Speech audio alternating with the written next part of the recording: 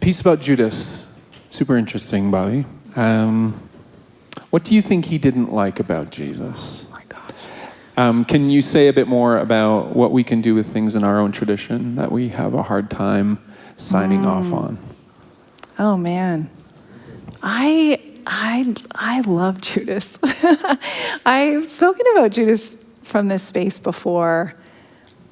And I just don't like when we think we know someone, when we think we have people figured out. So there's something about this character in the story. I mean, it's tragic. It's so tragic.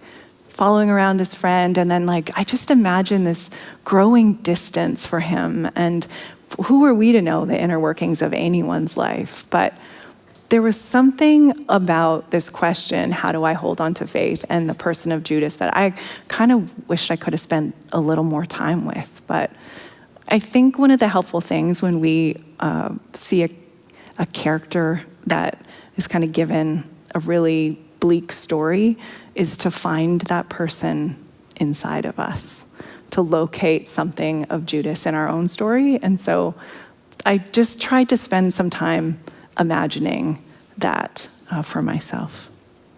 Yeah, Judas is a really interesting character, and there's hints in his story that have been commented on by people over the centuries. One of them is there's this story where a woman comes and she spends all this money on perfume and she wants to pour it on Jesus' feet. And Judas is the voice saying, what are we doing here, guys? We could be spending this resource on the poor. And so people have wondered about this, that Judas has a particular imagination about the Messiah and who Jesus is going to be. That Jesus is going to be this person who's going to create all this social change in the world. And yet Jesus starts later in his ministry talking more and more about, hey, a seed has to fall to the ground and die so it can grow again. And there's some speculation that maybe even what Judas is trying to do in betraying Jesus is to give Jesus a kick in the pants. You've got to stand up to these people. You've got to stand up to Rome. You've got to spark this revolution that's going to create all this social change.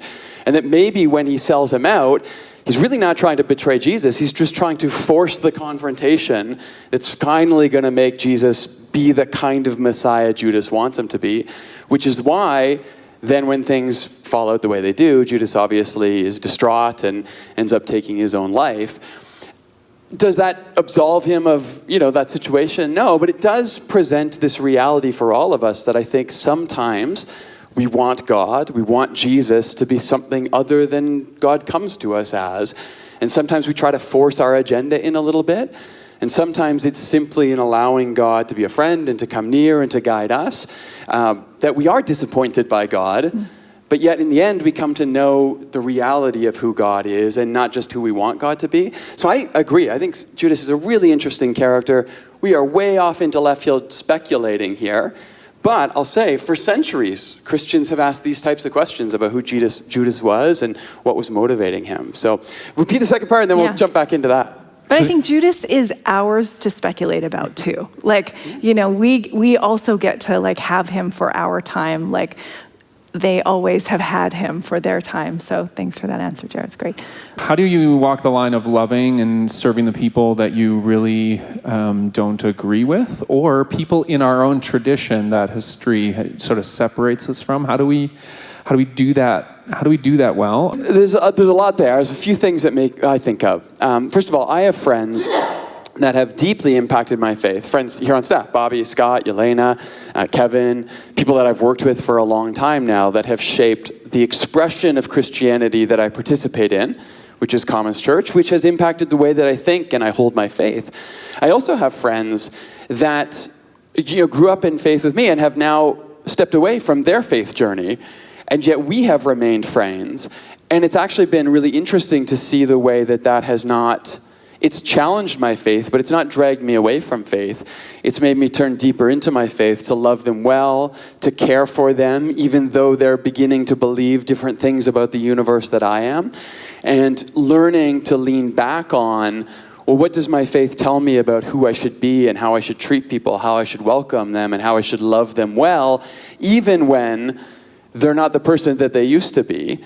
I think that kind of distance and closeness within some very important relationships in my life has then given me maybe the courage to kind of extend that same kind of grace to people that I do find more difficult, or people within the Christian tradition that I'm like, I'm not sure that's a healthy way to hold your faith at all, and yet I'm tied to you because we both call ourselves by this term Christian. And so I think knowing that there's people in my life who've ebbed and flowed in their faith and yet have stayed close to me has helped me do all of that.